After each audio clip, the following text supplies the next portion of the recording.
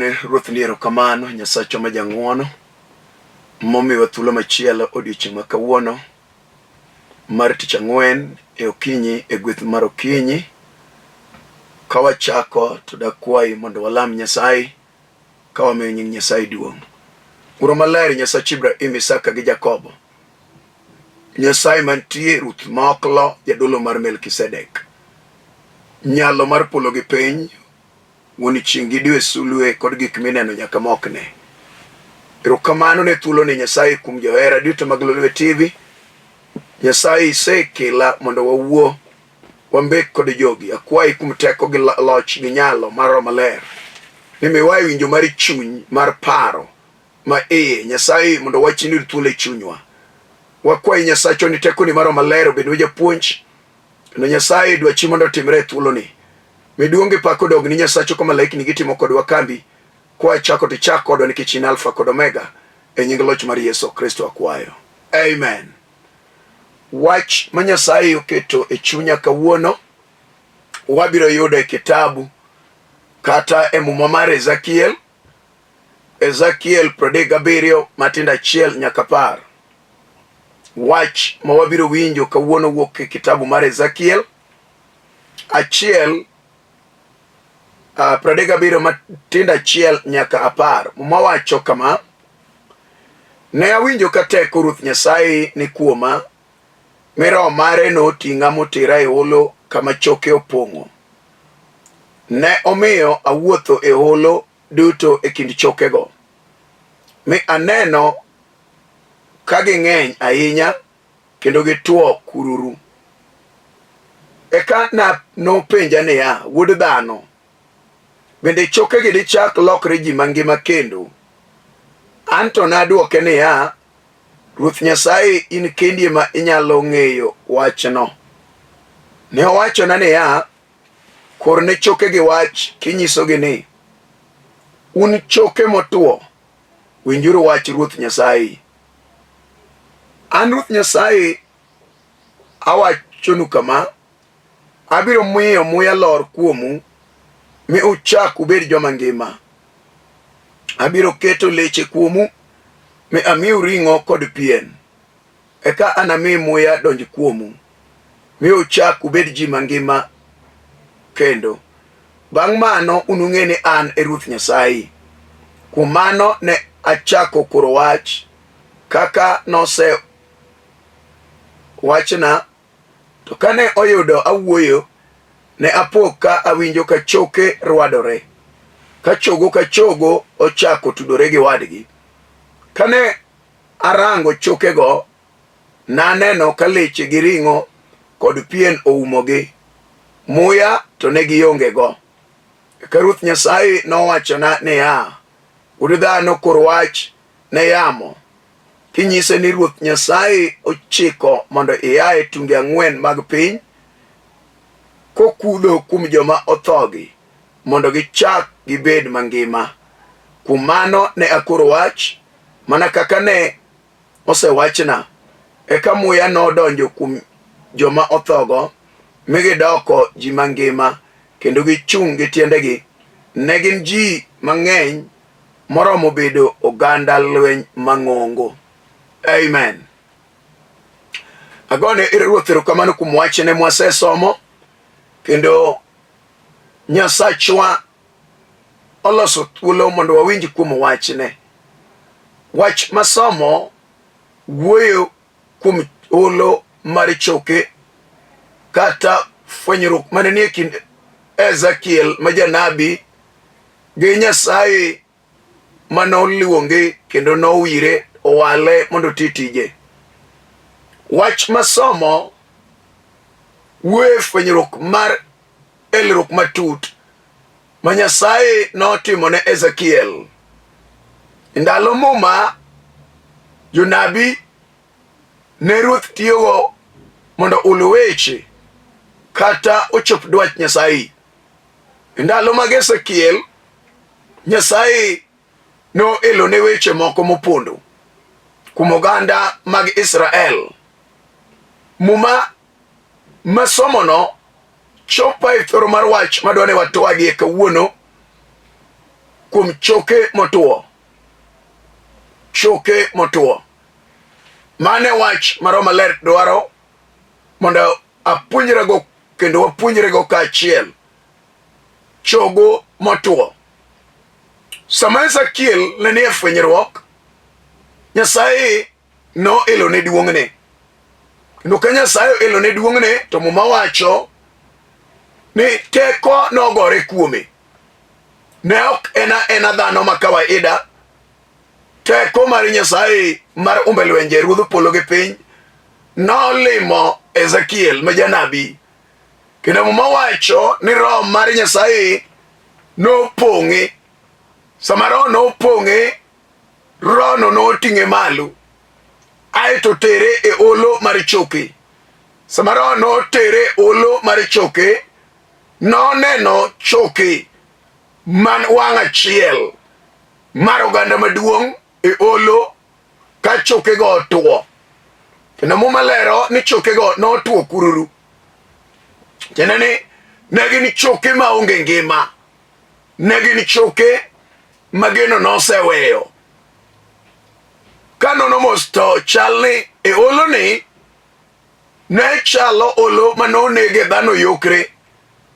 Oganda makwar manodhi e paw lweny. To kane gin e paw lweny, lweny noloyogi, mane gininde rembgi kendo ne gidong' e olo ka chokegi kod ringregi nodong'. To bang' rong', ringregi notow ma choke modong'. Tiende ni chokegi nodong' e wi logi malo ka onge ng'amo iko. To mae wach ma Nyasaye noneno ka ni e polo malo, aeto odonjo kuom Ezekiel mondo oti gi Ezekiel okel geno kata ngima ne choke motwo. Kawuono mawuoyo kodi ni, Nyasaye tiyo gi joge kata otiyo gi jotichne, aeto keto muche kuomgi, to wirogi to walogi ne tich ma en owuon oyiero mondo jotichnego oti. Kaka gokinyi ma Ruoth otimo ng'wono ni, Nyasaye osewalo. Ruoth osewira mondo awuogi dichuo kata dhako moro ma chunye geno lalie, ma chunye lweny moro mako, jal ma gimoro goyo mapek, jal man gi wach moro e nyime monego kalo dhi loka machielo, jal malawo wach moro manyose yombe to chunye oramo ni nyaka onyon piny matek mondo one ka Nyasaye bedo ni Nyasaye. To mae wach madwaro Jehova kaka nolimo Ezekiel makambusi. Muma lero ni Ezekiel ne Roho Maler oting'o. E teko mar dhano wan gi weche ma ok nyalre. E rieko mar dhano wan gi weche morem ma dhano ok nyalo. To e teko mar Nyasachwa, Ruodhe ono gi ranyisi. Ruodh Jesruni Nyasaye maratego, jal manomiyo Ezekiel teko, jal manopong'e gi Roho Maler, jal manorwake gi mach. Muma lero ni Roho Maler noting'o Ezekiel aeto tere kama Nyasaye dwaro. E thuolo ni Nyasaye omiya wach mondo awuo gi ng'ato. Wach momiya ni en mari in miwinji nena. In ma wach ni Nyasaye oyawo ni thuolo mondo iwinji. In ema Nyasaye dwari gi sani. Kendo dwano goyi jek e wach manade mosetwo. Mara king'iyo tiwacho ni ka geno onge. Ka koro ngima ok nyalo yudore. Kama gikeni ber manyalo wuoye onge. Adier en gimogik koda e nam. Kaki wacho ni yogi gi ng'ato e nam. En gimo mayo ng'ato mor gi geno. En gimo kelo kuyo gi ywak. En gimo kelo achiedh nade gi parruok. To mae wach momiyo wach Nyasaye ngima odiochieng' gotieno wach Nyasaye tiyo. Wach Nyasaye pokolo. Wach Nyasaye nosiki manyaka chieng'. gima timi kirwako yie to gino Nyasaye nyalo loyo. Gima timi kirwako yie to wachno nyalo yudo ngima kokalo kuom wach. Ere Nyasaye wuoyo gi Ezekiel ni wuod mbusi ineno ang'o? To wacho ni e holo ka aneno choke motwo. Holo ne en kar aling'ling ma ne kwano ni ji ne ok nyal dhiye. Ne en kama ne nyalo wak ji tidhi rado go e lweny kako chalo gima notimore Baragoi, kama inege ji mathoth ji oselalie ka lweny omonjo jokuodho gi polisi, to ka girado Baragoi to kanyo wuok onge. En kama soto, kama holo, kama bugo nitie magalagala, to joma odonje iye dong' kanyo ok duogi. To jogi be chal ka gima wasigi nosembogi aeto dhi owegi e holono. To Nyasaye ma japar ji wang'o paro kogo wang'e kaka wang'e ringo polo nyaka piny, to neno choke kako tuo. Kama gininde no ne ginyalo ywak, ka chunje gi ywak, dwaro ng'ama di timne gi ng'wono, dwaro ng'ama di resgi, dwaro ng'ama di kechgi kendo, dwaro ng'ama di chule gi kuor.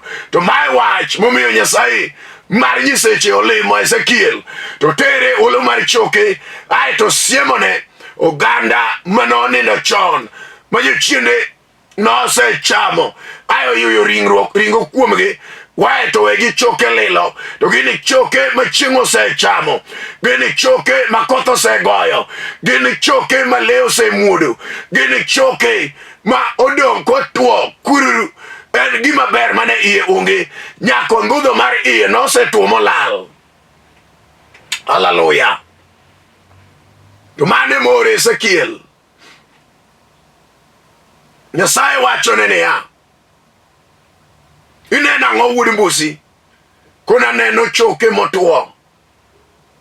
To penje niya, bende choke gi nyalo bedo mangima? To gi wang' gi rieko mar dhano to fwenyo wacho ni di tama duoko.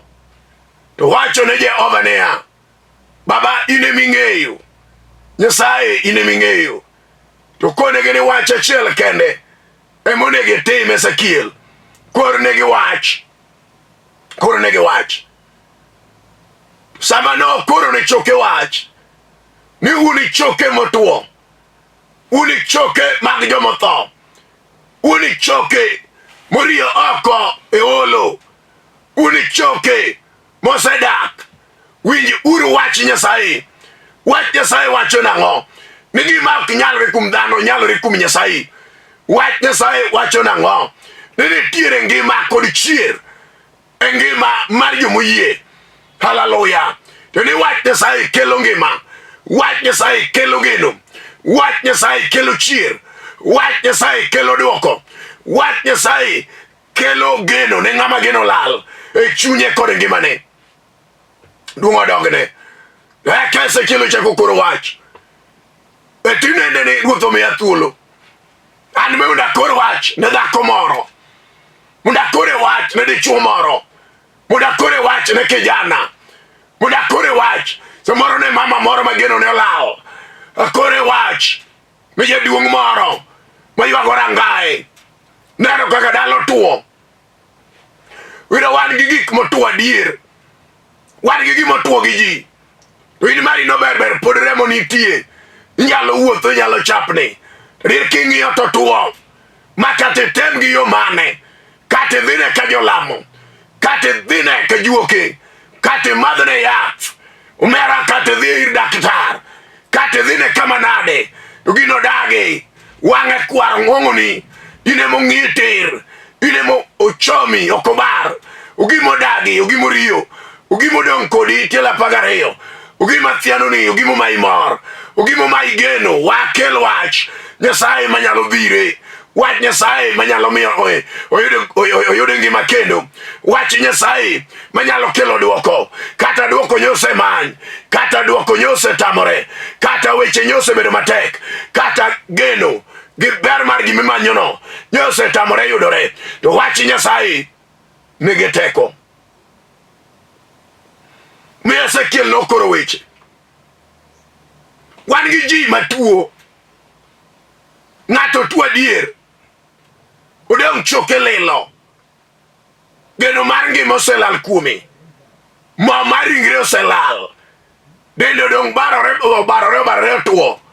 Dendo timo kalagakla. Odong' gima ber monyalo neno onge. To wach Nyasaye nigi teko. Wach mibiro kor sani. Nyisa Ezekiel ni kora wach. Wan gi jomo an gi otuo. Iga loro iga duogo. Kato loko konyal neno ber. Pesa nyumore lal ni alala. Wach no otuo kinyalo dongo. Wach no ber ok nyalo yudore. Wach no geno mare onge.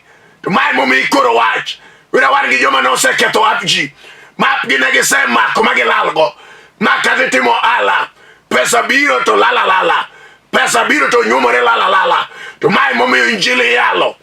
Injili nyalo jema nyalo mar polo. Injili jal ma kelo geno. Injili jal man gi duoko gi ber. Injili jal man gi nyalo gi teko. Injili jal man gi ngima ne jomo yie. Injili jal manyalo yawo gima nyose lor mane wicho wilgo manyalo chamo. Hallelujah. Kato ber gima no twege nyororo mano kivungu ne olal. Ng'ama ne kivungu bende ne kumo kete wichi no wilgo. To wach malero kawuono ni gima tuono nyalo winjo wach. Gima tuono nyalo amalo kendo. Gima tuono nyalo buogi. Ka wach mawuoye kodi odonje chunyi iye. Unyalo bedo dhako mano mako ich. Aito chogo dhi otuo iye. Igni kala. Chogo no ling yok nyalo yudo ngima kendo. Oko nyalo dongo. To mai wach maro malero keto. Muna wuoye gi dhako ma chunye litno. Dhako ma chunye osedwaro nyathi. To chogo linge iye. Wach malero nigi teko. Wach malero nigi loch. Wakor wach ne dhako no. Ka chunye dwaro Nyasaye. To wach no biro gole. Remo marach mar wasigu. Wach no biro gole. E thiro marangach mar seko. Wach no biro gole. E chien mag wiye. Mag choke manoni neliel. Kala gumini mane okonyuol. Mane wach mabiro gole. E jela mar remo. Mar bilo. Mar ndagla. Majo moko no nege ji. Aito negi chwado lwetgi. Nimiere gok no chako dongre. To eka kenyo terie dalano. To sama ne donjo ne nyako iye. Ngile mabera dier. Gara kamano yuchine magalagala. Magalagala mama chamo remo. No mardo remo modagi. Aito chogo lingo kwame i. To wach malaro nege duoko. Norongo machunyo ilo riman giye. Jal maneno gima time. Jal ma gima timo litne. Wach makoro nege rayaw. Kato ber gima no se lor. Mano lor mano kwani ok nyalre. Nyalo chalo nyako mandalo ne osekalo. Kinde ne mag keny mano nego odhi ode ne osekalo. Mese no yombe modong. Odong kanyo kwa motuo. Otuo e rangagi, otuo e dalagi.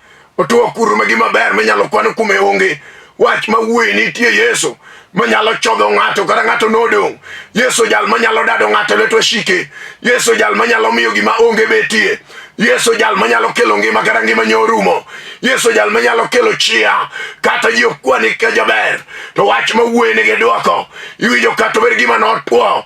Mane ji otagi magogini moko. Choke gi notuo e dhorangach ka giywak. Ni onge migogo manotedi. Hallelujah. Nungo dogna mena. Choke ge mwabiro wuoyo go. Kato dake yi ka juogi. Ugima galagalo tuore kuomi. Okodwa we yu makinji. Uloro ni yotamie geno. Wache no kende mwabiro chomo. Ginjili mar polo mar layo. Mumalero ni Ezekiel romaler. No wuoyo go kumweche magengema. To romalero wacho nene ya. Kura wach. Anbesane romalero sa edha. Muda kura wach ne jal mageno ne olan. Kura wach ne jal machunye. Neno kafedha kinyala donjel lwete. Uket lwete ge sasi otuo kururu. Uket lwete mikolo konyalo ido mwandu. Mane wach manyalo uwe. Neno gimine no kwamo kodina. Wange joma miere no kwamo ga. Mako nyalo gedo dake gi magalagala. Oto ose yore. Udong indi moro matin ma dwagore piny.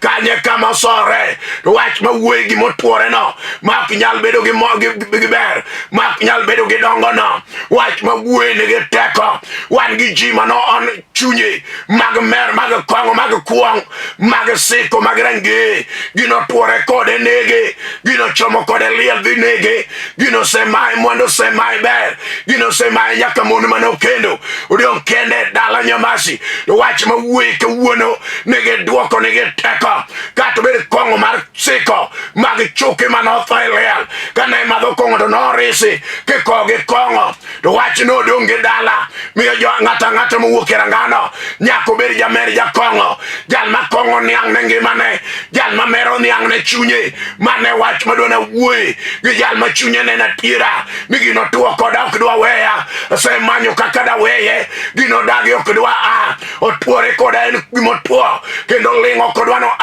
to wach milero mar Nyasaye mar injili mar uno mar loyo nyalo dado ngate kongo mar siko mar mer mar chien Yesu ma wuoyo kumene kato ber gi mose tuore mose temi yore gi tiori mose temri ko karieko mose menyine ki wuothone ma Yesu ywakire ka wuoye wach ne gi loch gi nyalo ya chien winjo wach ma wuoye ni ya chien ong'eyo teko mar wach ni ya chien ong'eyo loch mar injili ya chien ong'eyo nyalo mar Kalvari ya chien ong'eyo ono gi ranyisi ma wach ni oting'o iwinjo nade kata gino tuo kato tuore ber onge iye kato tuore onge geno kato tuore gimo lal minyalo many miru tok yudi wach malero nigi duoko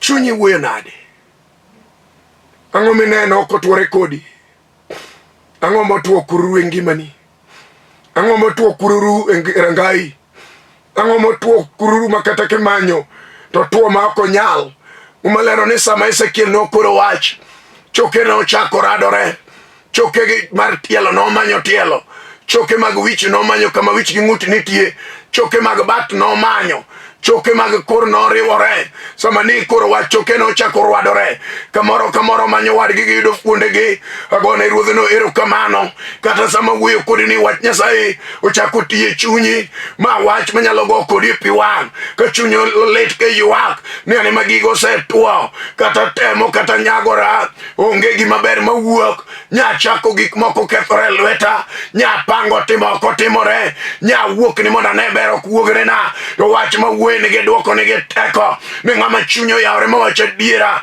ni ane ma Roho Maler wuoyo koda ane ma Nyasaye ose choma ter ge wache mondo gira mokwamoni weche na mose lororege ngima na mose kethore giga mose kwame boda mor mar chunya mose lal kato ber ngama ne nigi mwandu mang'eny ka wuono dong nono en gi lwete kato ber ngama no somo malich ka wuono gi got poeng ngima ne ber onge wan gi joma wuotho gi certificate gi manyo go tije ofise kofise gi got tuore kod gi okonyal neno ber gi no poeng ngima ne okonyal yudo yo mane gima wuoye sane Yesu Kristo wuod Nyasaye rayao makelo gima onge betie ajaluonge na kelo jal makelo gik ma onge ajaluonge no gola magolo ji jal mano golo choke mano tuo ndalo mang'eny ma choke go no yudo ngima wach ma wuoye kawuono ene ya dwaro ng'ama chunyo yaore maneno gima tuo ngima ne sama ne Ezekiel osekoro wach momalero ne bang' koro wach Nyasaye no konene ya bege nyalo yudo muya to kone ruothi ni ng'eyo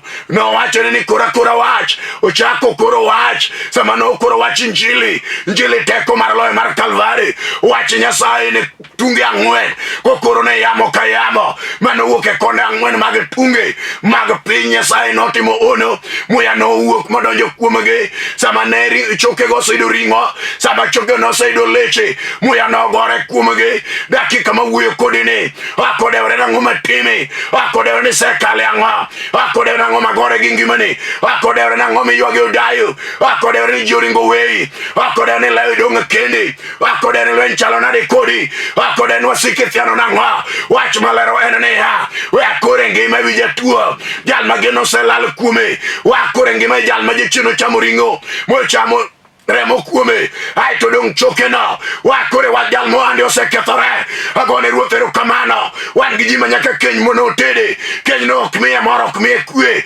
oywage okinyi godhiambo oywake i keny no onge geno wachne ma wuoye sani gimotuo ma ok nyal losore no injili mar nyalo mar ono injili mar Kalvari mar umbe lwenje injili mar teko mar loyo mano omiyo choke oyudo ngima wakor ni wach kawuono ni wach ma ai lewa wach ne dhi kelo ni geno geno, wach ni dhi gonyo gima otwere, wach ni dhi chango manyo gima olal, wach ni dhi chango kama tuo nitie, wach ni dhi waro chuny manyo osetwo e richo, manyo otwo e richo momok e richo, wach ni dhi kelo ne geno, wach ni dhi kelo ler kama mudho nitie, wach ni dhi kelo dwoko mag weche matek e ngima ng'ato. En ng'ama winja nena gi sani ma geno mar chuny olal. Ere ng'ama dwani mondo Yesu otimne maber, kata pi wang'e osebedo chiemi, kawuono nitie geno,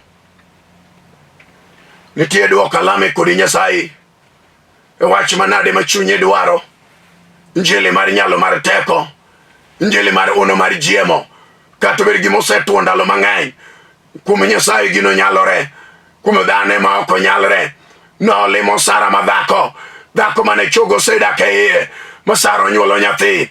Nolimo Elizabeth ma min Johana Jabatiso, Nyasaye notimo ne uno. Nolimo Ana ma dhako, awuoro Nyasaye malich. Nolimo dhod joka Juda kama osigu nodagi ni ludhi nyinyo ok nyal betie. Nolimo chieng' mar achiel od Naomi ma dhako manodong' chiliel, ma Nyasaye ochako ting'o ode kendo. Agone ruodhno erokamano, ok odewre nang'o matime. Yie kigo chonge piny, yie kichomo wang'e ter e TV kuom yie mar Injili. Ine Yesu wuod Nyasaye, wuon labula ratego, nodonjo dala gi Lazaro e piny Bethania chieng' onogo. Bang' ndalo 4 ka Lazaro osedong' choke liel. Chieng' onogo noane malo, Yesu ratego noywae liel. Kata in ma iwinja ni sani, Yesu nigi teko mar timo. Nodonjo chieng' mar achiel dala Nain, ka dhako cha ywago nyathine achiel. Awuoro Nyasaye malich mar loyo. Nodonjo chieng' mar achiel Jeriko, nolimo Bartimeo ma Bartimeo, jakwecho mamuvu ma wang'e onge. Notimo ne uno jateko, nodonjo e piny Gerasi, oyudo dichuo manolewe liel e kind liete ng'adore gi kite. Nogonye teko mag Satan. Kata mana sani Yesu no en achiel nyoro tinende ma nyaka chieng', ok odewre nang'o matime. Kaw yie walam Nyasaye, amina jateko, simba jadolo mar Melkisedek.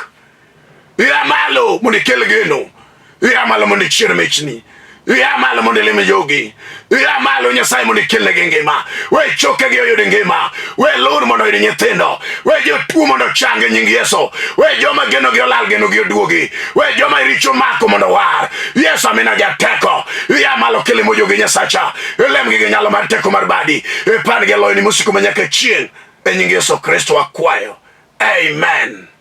Nyasaye mondo gwedhi. An man Kodi, an Pastor ALFRED ODOYO, awuodi Nyakach kamoro ni Kandaria. Yesu Kristo timona ng'uono yalo Injili e piny Nairobi kamoro ni Kibera Karanja. Ka Nyasaye otimo ni ng'uono, inyalo tudori koda e namba mar 0723 396805, kata mar Airtel en 0101 396805. Mane namba minyalo yudago. Wanyalo wuoyo mang'eny, anyalo lamo ni Nyasaye e wach manade mineno kotwo kata tek kod ngimani. Nyasaye nigi nyalo, Nyasaye nigi duong', Nyasaye nigi loch. Nyasaye mondo gwedhnau, Nyasaye mondo ting'u malo. Warati jang'wen manyien, gini en marwa mar Jaluo. Shalom, amen. Thank you.